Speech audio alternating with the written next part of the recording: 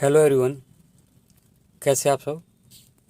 आप सबका अपने चैनल में स्वागत है। आज मैं आपको एक कहानी सुनाने जा रहा हूँ जिसका टाइटल है असली हकदार। तो चलिए शुरू करते हैं। आषाढ़ का नम बेरंगा सा दिन, ऊपर से आसमान में बादलों की धुंध में ठहरा धब्बे सा सूरज, मौसम की मार से बेखबर, उस टाट पट्टी के पैबंदों से ढके हुए आशियाने से उठता हुआ गहरा स्या धुआं माहौल को कुछ और अनमना सा बनाए दे रहा था। ईंट को हटाकर बनाए गए चूल्हे पर चढ़ी देगची में कच्चे आलू की तरकारी उबल रही थी। फाका कशी और भुखमरी के 2 दिनों के बाद आज रशीदा के घर फिर चूल्हा जला था।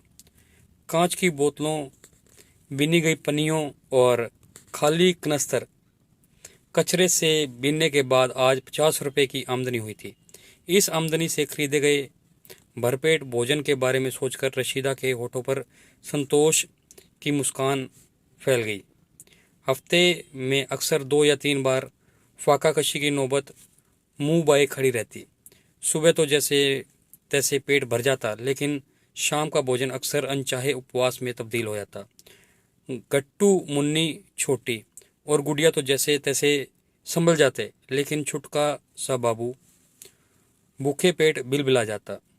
भूख के मारे रोते रोते नन्हे बाबू को जब रशीदा किसी तरह बहला नहीं पाती तो रात में उसे अपनी सूखी छाती से लगा लेती। भूखे पेट रशीदा की छाती से जब एक बूंद दूध न उतरता तो बाबू झुंझलाकर दांत गड़ा देता। दर्द से कराती रशीदा उसे तड़ातड़ 2 चांटे रसीद कर देती।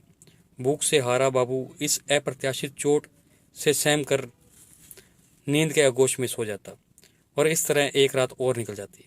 सुबह सवेरे बाबू को एक फटी मैली सी साड़ी से अपनी कमर पर बांधकर रशीदा फिर कचरा बीनने निकल पड़ती। अपने इस कूड़ा बीनने के काम में उसने अपने 4 बच्चों को भी लगा दिया। नन्हे हम उम्र बच्चों का कचरा बीनना और उसका प्रशिक्षण शाम को मिलने वाली टिक्कड़ की शक्ल की चपाती का स्वप्न बनकर हाथों के फुफोलों में जाग जाता। आज सुबह जब 4 बच्चे कूड़े को सरसरी तौर पर खंगाल रहे थे तो कचरे में अचानक एक नरम चमड़े का सा एहसास गट्टू को हुआ। करकट में थोड़ा सा अंदर हाथ डालकर टोलने के पश्चात एक काले रंग का मनी पर्स उसके हाथ लगा।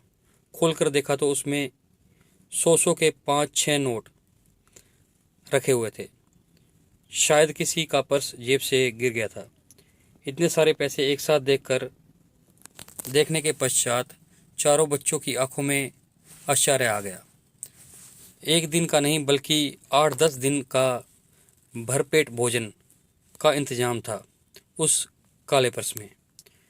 4 बच्चों के बीच सन्नाटा पसर गया। मुन्नी और छुटकी की आंखों में खाने के आगे बर्फ का मलाई का गोला और खट्टी मीठी चाट नाच गई।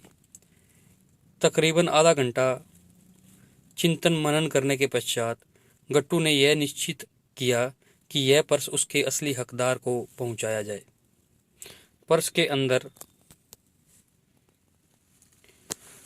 खंगालने पर एक विजिटिंग कार्ड मिला जिस पर एक नंबर लिखा था। उसी पर्स में से एक 5 का सिक्का निकाला और पर्स के मालिक को फ़ोन किया गया। पर्स का असली हकदार कुछ ही देर में हाजिर हो गया। पर्स का मालिक बच्चों की इस ईमानदारी से बहुत प्रसन्न था। उसने इनाम के तौर पर कुछ रुपए बच्चों को दिए। शाम को बच्चों ने रशीदा को वह नोट थमाते हुए पूरी बात बताई। रशीदा अपने बच्चों की इस ईमानदारी से बेहद प्रसन्न और गर्व से भर गई। रशीदा ने उन पैसों से आज चावल खरीदे और एक नन्हा सा मक्खन का पैकेट भी खरीदा। मक्खन और नमक में उबले गर्मा गर्म चावल को बच्चों के कटोरों में पलट दिया। फूंक मार मार कर गर्मा गर्म महकते चावल खाते बच्चों को देखकर रशीदा की आंखों में इस बार सुख के और खुशी के आंसू होठों के साथ गर्व के मुस्कान भी फैल गई।